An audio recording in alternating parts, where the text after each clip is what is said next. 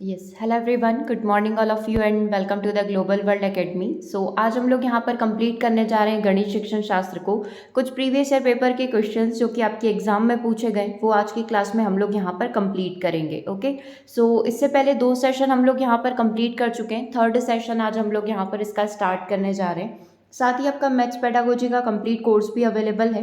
सो जितने भी स्टूडेंट इस कोर्स के अंदर इनरोल करना चाहते हैं, यदि आप डेमो क्लासेस भी देखना चाहते हैं तो आप ऐप को डाउनलोड कर सकते हैं। ग्लोबल वर्ल्ड एकेडमी इसी नेम से आपको प्ले स्टोर पर ऐप भी मिल जाएगा, या फिर इसी वीडियो के डिस्क्रिप्शन बॉक्स में भी आपको इसका लिंक मिल जाएगा, वहाँ से जाकर आप चेक कर सकते हैं। इसी के साथ आपको टेस्ट भी प्रोवाइड किए जाएंगे, जिसमें आप अगर हम लोग देखें तो अलग अलग एग्जाम में जिस भी तरीके से आपसे मैथ्स पेडागोजी पूछी जाती है, हर टाइप के क्वेश्चन इसी सीरीज में आपको प्रोवाइड कर दिए जाएंगे। ओके, सो स्टार्ट करते हैं आज के सेशन को। क्वेश्चन नंबर 36 आपको लास्ट क्लास के अंदर होमवर्क दिया गया था, इसके बारे में हम लोग डिस्कस करते हैं। शिक्षण और शोध के बारे में सबसे अनुभूत विचार यहाँ पर कौन सा हो सकता है? Which is the most sensible idea about teaching and research education. ठीक है, इन एजुकेशन में यदि हम लोग यहाँ पर बात करें तो एक सेंसेबल आइडिया क्या हो सकता है? सबसे पहला ऑप्शन देखना, वे दो पूरी तरीके से अलग अलग प्रकार की गतिविधियां, मतलब मेरे को दो चीज़ों में कंपैरिजन करना है। पहला कंपैरिजन मुझे में किस में करना है? टीचिंग और रिसर्च के बीच में करना है। तो पहला ऑप्शन ये बोल रहा है कि दोनों इंडिविजुअल अलग अलग एक्टिविटीज़ है। दूसरा बोल रहा है दे कांट गो टुगेदर, ये दोनों चीज़ें एक साथ नहीं हो सकती। तीसरा ये कह रहा है एक ही सिक्के के दो पहलू है, दो चीज़ें आप कर सकते हो। और ऑप्शन नंबर डी बोल रहा है दे इंटरफियर विथ ईच अदर, ये एक दूसरे के साथ हस्तक्षेप करती है, इंटरफेरेंस यहाँ पर क्रिएट होता है। तो जब भी रिसर्च की बात की जाए और टीचिंग की बात की जाए तो दोनों अपने आप में कनेक्टेड है। तो हम लोग इसको ऐसा कह सकते हैं क्या कि ये एक ही सिक्के के दो पहलू है, दो चीज़ें साथ में यहाँ पर हो सकती है कि आप टीचिंग भी कर रहे हो और आप रिसर्च भी यहाँ पर कर रहे हो। ठीक है, क्योंकि बाकी तीन तो वैसे ही नेगेटिव थे। आंसर क्या हो जाएगा आपका? ऑप्शन नंबर सी हो जाएगा। ओके, चलिए क्वेश्चन नंबर 37 को देखिएगा। विद्यार्थियों में उत्तरदायित्व के विकास के लिए कौन सा अधिक आवश्यक तत्व यहाँ पर रहेगा? Which one is more essential in the development of responsibilities in प्यूपिल? सबसे पहला ऑप्शन है होमवर्क ज़्यादा इंपॉर्टेंट है, ओरल वर्क, सेल्फ स्टडी या फिर ड्रिल वर्क। देखो, अगर हम बच्चों का ज़्यादा से ज़्यादा बहुत अच्छे तरीके से डेवलपमेंट करना चाहते हैं, उनको रिस्पॉन्सिबिलिटीज़ देना चाहते हैं, तो हम ट्राई करें कि ज़्यादा से ज़्यादा सेल्फ स्टडी के ऊपर फोकस किया जाए, है ना। स्व अध्ययन जिसे हम लोग हिंदी में कहेंगे, तो स्व अध्ययन के ऊपर ज़्यादा से ज़्यादा यहाँ पर फोकस होना चाहिए। ठीक है, चलिए आगे बात करते हैं क्वेश्चन नंबर 38 की। The method based on scientific method, वैज्ञानिक पद्धति किस चीज़ पर आधारित होती है? ये इंडक्शन पर आधारित है, प्रवर्तन के ऊपर, ये प्रोजेक्शन के ऊपर आधारित है, ये लेबोरेटरी मेथड है, या फिर ये कोई स्पीच से रिलेटेड है? देखो, जब भी वैज्ञानिक पद्धति साइंटिफिक मेथड की बात की जाए तो आप हमेशा ध्यान रखना कि कहीं ना कहीं कुछ इस प्रकार की एक्टिविटी होगी, लैब एक्टिविटी हो सकती है ना। तो करेक्ट आंसर क्या हो जाएगा आपका? लैब मेथड पर ये आधारित हो सकती है। अगर क्वेश्चन में पूछा जाता कि जो प्रोजेक्टिव मेथड है, अगर वो आपसे पूछी जाती, या फिर कोई भी खोज विधि यहाँ पर पूछी जाती, ह्यूरिस्टिक पूछा जाता, तो फिर वो आपका आंसर हो जाता ऑप्शन नंबर बी। अभी साइंटिफिक मेथड पूछा है तो आपका आंसर हो सकता है कहीं ना कहीं ये चीज़ कनेक्टेड हो सकती है लेबोरेटरी से। ओके, चलिए नेक्स्ट क्वेश्चन आपकी स्क्रीन पर है। क्वेश्चन नंबर 39 को देखना। Which question are difficult to make with reliability? कौन से प्रश्न विश्वसनीयता के साथ चिन्हित करना कठिन होता है? ऐसे कौन से प्रश्न होंगे जिनको आइडेंटिफाई करना काफ़ी डिफिकल्ट हो जाएगा? किसके साथ? विश्वसनीयता के साथ। ठीक है, मतलब जो से कि हम लोग कह सकते हैं कि ट्रस्टवर्दीनेस। ओके, तो पहला ऑप्शन यहाँ पर देखिएगा, अनस्ट्रक्चर्ड जो ऐसे यहाँ पर होंगे, दूसरा स्ट्रक्चर्ड ऐसे होना, शॉर्ट आंसर होना, और मल्टीपल टाइप क्वेश्चन होना। देखो, अब यहाँ पर आपको शॉर्ट आंसर तो समझ में आ गई कि कोई भी एक क्वेश्चन हुआ उसका 2 से 3 लाइन में अपन ने आंसर दे दिया। मल्टीपल टाइप क्वेश्चंस यहाँ पर एकाधिक प्रकार के प्रश्न हो सकते हैं जिसमें आप मल्टीपल रिस्पॉन्सेज यहाँ पर दे सकते हो। अब बाकी के दो ऑप्शन का मीनिंग क्या होगा? अनस्ट्रक्चर्ड ऐसे का मतलब क्या होना चाहिए? मतलब एक ऐसे जिसमें आपने पूरी डिटेल भर दी है। दूसरा स्ट्रक्चर्ड ऐसे में आपने सबसे पहले प्रस्तावना दी है, फिर उसके प्रकार दिए हैं, लास्ट में आपने कंक्लूजन निष्कर्ष दिया हुआ है, तो उसको स्ट्रक्चर्ड ऐसे हम स्कूल में जो लिखते हैं, हम लोग स्कूल में स्ट्रक्चर्ड ऐसे लिखते हैं, है ना। तो किसको चिन्हित करना कठिन होगा? जो असंरचित निबंध है, अनस्ट्रक्चर्ड ऐसे है, उसको यहाँ पर उसकी विश्वसनीयता को आंकना क्या हो जाएगा? टफ हो जाएगा। तो हम लोग कह सकते हैं करेक्ट आंसर यहाँ पर क्या हो जाना चाहिए? ऑप्शन नंबर 1 हो सकता है। ठीक है, अगला क्वेश्चन देखिएगा, पाठ्यचर्या लचीलेपन की अवधारणा को जिनके लाभ के लिए पेश किया गया है वह क्या हो सकती है। Concept of curriculum flexibility was introduce to benefit of. पाठ्यचर्या में जो फ्लेक्सिबिलिटी लाई गई है वो किसके लिए लाई गई है, ताकि कौन इसका बेनिफिट ले सके। करिकुलम सभी बच्चों के लिए डिज़ाइन किया गया है ना, हर एक बच्चा इस चीज़ का बेनिफिट ले सकता है। तो अब ऑप्शंस देखते हैं। सबसे पहला ऑप्शन डिसेबल चिल्ड्रन है, दूसरा ऑप्शन है कि मदरसा और मकतब होते हैं उनको यहाँ पर बेनिफिट मिलेगा, अनुसूचित जाति जनजाति और अन्य पिछड़ा वर्ग SC ST OBC को मिलेगा, या फिर सभी दिए गए वर्ग को यहाँ पर ऑप्शन मिलेगा। देखो करिकुलम में जो फ्लेक्सिबिलिटी लाई गई है वो किसी जाति या किसी धर्म को देखकर नहीं लाई गई है, वो हम लोग ये कह सकते हैं कि यहाँ पर नॉर्मल चिल्ड्रन जो होंगे है ना उनके लिए है, बिलो एवरेज जो होंगे जिनका IQ 90 से बिलो है, मूक बच्चे हो गए उनके लिए हो गया, जो गिफ्टेड चिल्ड्रन है उनके लिए हो गया। तो उनके लिए करिकुलम को फ्लेक्सिबल बनाया गया, ना कि SC ST मदरसा और OBC वाले बच्चों के लिए। बच्चों को कभी भी जाति धर्म के हिसाब से क्लासीफाई नहीं किया जा सकता है, ठीक है। तो हम लोग कह सकते हैं कि यहाँ पर किनके लिए लाभ पेश किया गया, तो इसके अकॉर्डिंग अगर मैं ऑप्शंस देखूँ तो हमारा आंसर होगा डिसेबल चिल्ड्रन। ऑप्शन नंबर 1 यहाँ पर करेक्ट हो जाएगा। ऐसा तो नहीं कि SC वालों का अलग सिलेबस है, ST वालों का अलग है, OBC का अलग है, जनरल का अलग है। सिलेबस सबके लिए समान रहेगा, करिकुलम सबके लिए सिमिलर रहेगा। तो करेक्ट आंसर आपका ऑप्शन नंबर 1 हो जाएगा। जल्दबाजी में कभी भी option number D all of them करके ये देखकर मत करके आना, ठीक है। अगला क्वेश्चन देखिएगा, खराब पढ़ने की समझ कई विषयों में अकादमिक विफलता की ओर लेकर जाती है, पढ़ने में सुधार के तरीके क्या क्या हो सकते हैं। मतलब अगर किसी बच्चे का रीडिंग कॉम्प्रिहेंशन पावर बहुत बुरा है, बहुत गंदा अगर यहाँ पर है, मतलब उसको पढ़ने में दिक्कत हो रही है, ठीक है। तो अगर उसको पढ़ने में दिक्कत होती है, जैसे बुक उसके सामने रख दी तो उसको पढ़ना नहीं आता है। बहुत सारे बच्चे ऐसे होते हैं जिनको लिखना आता है, जिनको क्वेश्चन आंसर भी याद हो जाते हैं, लेकिन उनको पढ़ना ही नहीं आता है ना। वो लिख लेते हैं लेकिन उनको पढ़ने को बोलो तो उनसे पढ़ा नहीं जाएगा। तो ये जो उनका ड्रॉबैक है ये उनको कहीं ना कहीं हर सब्जेक्ट में दिक्कत करेगा। तो इसको कैसे इम्प्रूव किया जा सकता है, 3 स्टेटमेंट देने के बाद आपके सामने 4 ऑप्शन भी रखे गए। सबसे पहले read aloud to your children whenever possible, जब भी आपके लिए संभव हो उस बच्चे को जोर जोर से पढ़ने को बोले, है ना, जोर जोर से पढ़ने को बोले, सबके सामने बोले, ठीक है। दूसरा देखना, bring your child to the library weekly and allow him or her to choose the reading, उसको वीकली लाइब्रेरी लेकर जाएं, उसको ज़्यादा से ज़्यादा पढ़ने के लिए मोटिवेट किया जाए, है ना। तीसरा देखना, provide books on tape but he or she must not look at the word in print so that he or she can concentrate on the tape. अभी हमने क्या बोला कि वो पढ़ नहीं पा रहा है, सुनकर समझ तो उसको आ रहा होगा, तो अगर वो टेप का यहाँ पर यूज़ कर रहा है, रेडियो का वहाँ पर यूज़ कर रहा है, तो उससे इसकी रीडिंग एबिलिटी तो इम्प्रूव नहीं होगी। तो तीसरा स्टेटमेंट नहीं हो सकता है। तीसरा स्टेटमेंट क्लियर हुआ। ये क्या बोल रहा है कि उस बच्चे को आप टेप उपलब्ध करवा दें, है ना, ताकि उसको किताबें पढ़ने की ज़रूरत नहीं पड़े, उसका ध्यान केवल टेप पर हो, उसको वर्ड वगैरह देखने की ज़रूरत नहीं पड़े। तो ये हमारी प्रॉब्लम का सॉल्यूशन नहीं है। तो तीसरा स्टेटमेंट गलत हो जाएगा, केवल पहला और दूसरा स्टेटमेंट यहाँ पर सही है।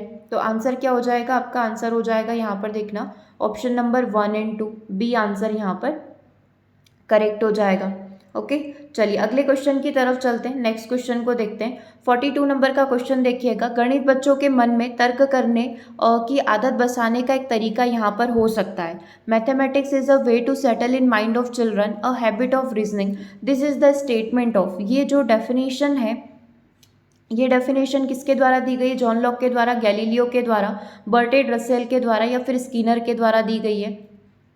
तो देखिए क्या आंसर यहाँ पर करेक्ट होगा। ये वाली जो डेफिनेशन है गणित को लेकर कि बच्चों को मन में ये तर्क बसाने की आदत होनी चाहिए, तो ये डेफिनेशन जॉन लॉक की है। ऑप्शन नंबर 1 यहाँ पर आपका करेक्ट हो जाएगा। इसी से मिलती जुलती 2 डेफिनेशन और है। अल्बर्ट आइंस्टीन की डेफिनेशन आप यहाँ पर देख सकते हैं, गणित तार्किक विचारों की एक कविता है। अन्य गणित के प्रति उत्साही लोग गणितज्ञ के द्वारा किए जाने वाले विशुद्ध मानसिक प्रयास से हमेशा प्रेरित रहते हैं, है ना। गणित को लेकर ये डेफिनेशन किसने दी है, अल्बर्ट आइंस्टीन ने दी है। ब्लेक की डेफिनेशन की बात करें, है ना, 2020 मतलब आप समझ सकते हैं कि अभी के गणितज्ञ की ये डेफिनेशन है। गणित मन, शरीर और आत्मा की भाषा है। मन और शरीर क्योंकि ये हमारे दैनिक जीवन के हर पहलुओं से संबंधित है, और आत्मा क्योंकि इसमें अमूर्तता पैदा करने की शक्ति होती है। तो गणित कौन सी भाषा है, मन, शरीर और आत्मा। हमारी पूरी शरीर में क्या है, गणित बसी हुई है, ऐसा आप मान लो, ठीक है। तो ये तीनों डेफिनेशन याद करना। ऐसे करके आप देख सकते हैं 20 से 22 डेफिनेशंस हैं जो हर बार आपसे एग्जाम में पूछी जाती है। तो ट्राई करना कि आप उनको भी साथ के साथ रिवाइज करते हुए चलें, है ना। नोट्स में आपको फर्स्ट या सेकंड पेज पे ही ये सारी डेफिनेशन मिल जाएगी। ओके, चलिए आगे बात करते हैं। The parameter of assessment for time from class 4 shall be. कक्षा 4 के अंदर एक चैप्टर हमको पढ़ाया जाता है समय ज्ञान करके। वो समय ज्ञान में जितनी भी चीज़ें आपको पढ़ाई जाती है, 9:15 पढ़ना, 9:30 पढ़ना, 9:45 पढ़ना, AM का मतलब, PM का मतलब, तो वो चीज़ क्या है।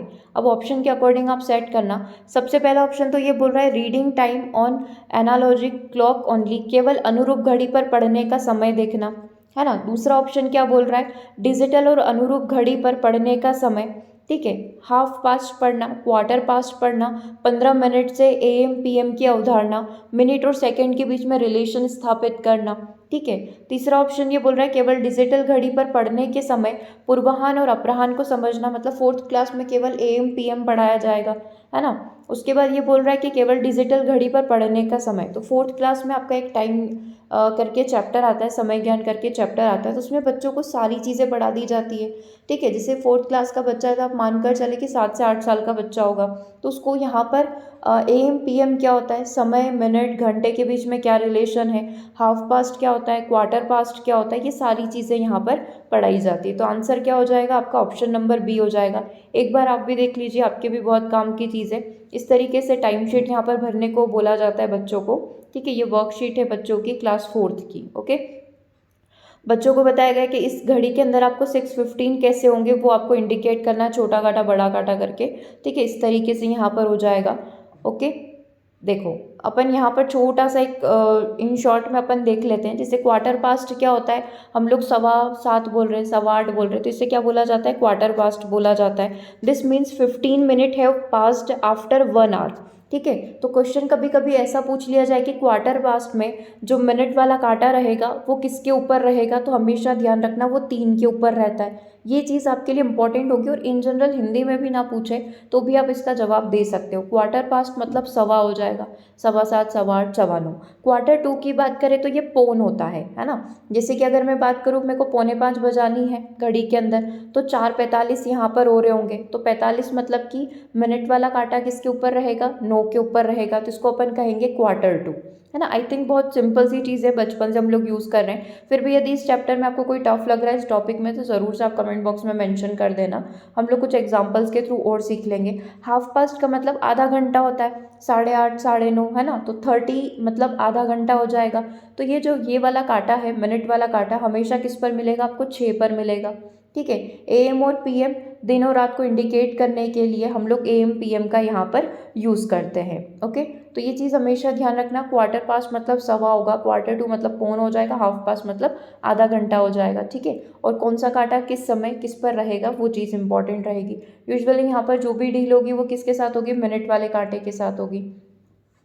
चलिए अगला क्वेश्चन देखते हैं। गलत उत्तर के कारणों की पहचान करने के लिए नैदानिक परीक्षणों को किसकी आवश्यकता होती है, डॉक्टर की, साइकोलॉजिस्ट की, साइकेट्रिस्ट की, या फिर एक्सपर्ट की। देखो डायग्नोस्टिक टेस्ट जो होता है कि हाँ, डायग्नोस्टिक टेस्ट हम लोग एजुकेशन में क्यों लेते हैं, ऐसे डॉक्टर डायग्नोस्टिक करते ही हैं, हमको लैब में भेजकर हम लोग सारे टेस्ट करवा लेते हैं। ऐसे ही एजुकेशन के अंदर डायग्नोस्टिक का मतलब होता है अगर किसी भी टॉपिक में आप वीक हैं तो उसको आइडेंटिफाई किया जा सके। तो कोई भी व्यक्ति, ज़रूरी नहीं कि डॉक्टर, साइकोलॉजिस्ट या साइकेट्रिस्ट यूज़ करेगा, कोई भी जो उस विषय का विशेषज्ञ होगा, एक्सपर्ट होगा, वो इस टेस्ट को यहाँ पर ले सकता है। एक सिंगल टीचर भी यहाँ पर इस टेस्ट को ले सकता है, ओके। चलिए अगले क्वेश्चन की बात करते हैं। In higher education research and teaching are two different activities that can't go together. उच्च शिक्षा में अनुसंधान और शिक्षण पर दो अलग अलग गतिविधियां करवाई जाती है, ठीक है, जो एक साथ नहीं की जा सकती है लेकिन एक सीक्वेंस में करी जा सकती है, एक साथ की जा सकती है और एक दूसरे को बिगाड़ कर ही एक साथ की जा सकती है। मतलब एक चीज़ बिगड़ जाएगी तो दूसरी अच्छी हो जाएगी।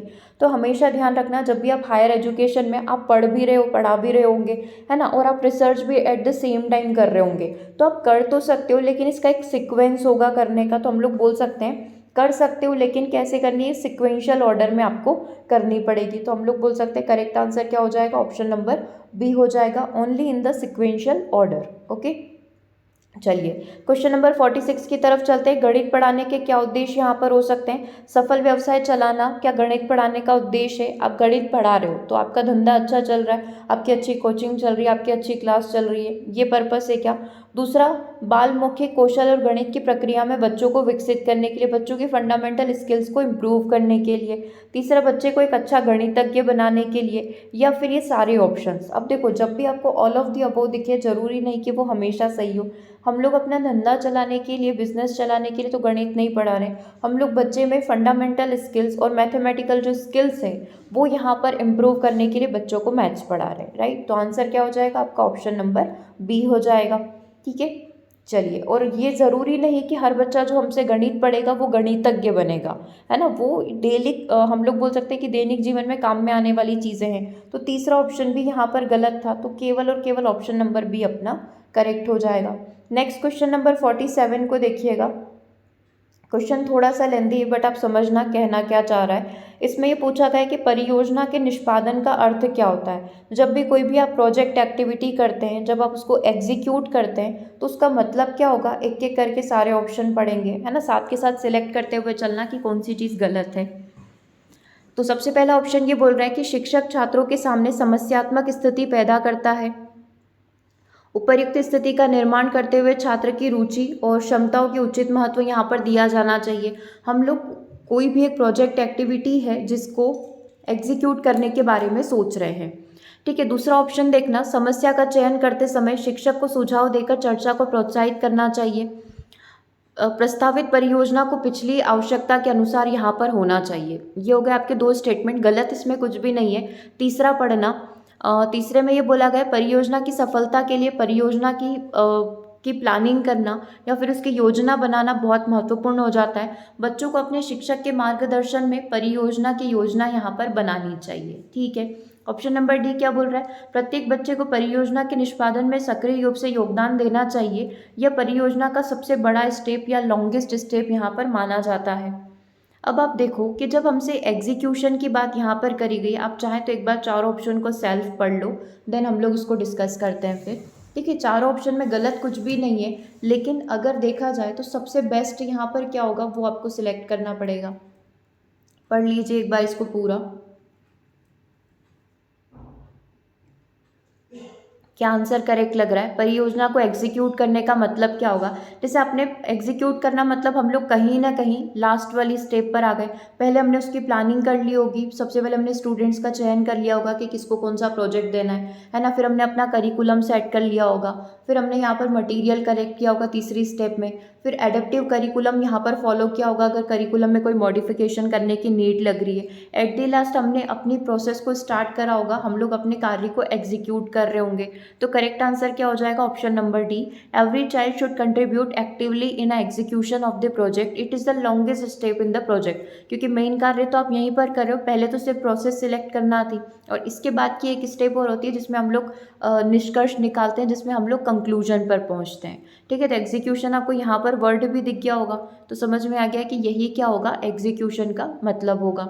ओके, तो डी आंसर अपना करेक्ट हो गया। नेक्स्ट क्वेश्चन को देखना, the following are mathematical jargon except, किसको छोड़कर निम्नलिखित गणितीय पद यहाँ पर हो सकते हैं, जार्गन्स हो सकते हैं। तो बेसिकली जार्गन एक सिंपल सा वर्ड होता है, आप ऐसा समझ सकते हैं कि आप शॉर्ट में कोई भी वर्ड यहाँ पर यूज़ कर रहे हैं। जैसे कि मैं आपको बोलूँ कि आप एडिशन करिए, है ना, तो मैं आपको इन शॉर्ट पेपर में क्या लिख कर दूंगी, एड दिस डिजिट, है ना। एड दिस डिजिट मतलब आप इन 2+3 को क्या करिए, 2,3 मैंने लिख कर दे दिया और आगे मैंने लिख दिया ऐड, है ना। ऐड एडिशन का शॉर्ट फॉर्म है। तो ये एक आप जार्गन यहाँ पर मान सकते हो कि इनकी अपनी पूरी एक डिक्शनरी होती है जिसमें बड़े बड़े वर्ड्स को इन शॉर्ट करके लिखा जाता है, जस्ट लाइक मैथमेटिक्स है तो इन शॉर्ट वो मैथ्स है, ठीक है। तो आप इसे इस मैथ्स के लिए जार्गन कह सकते हैं, ठीक है।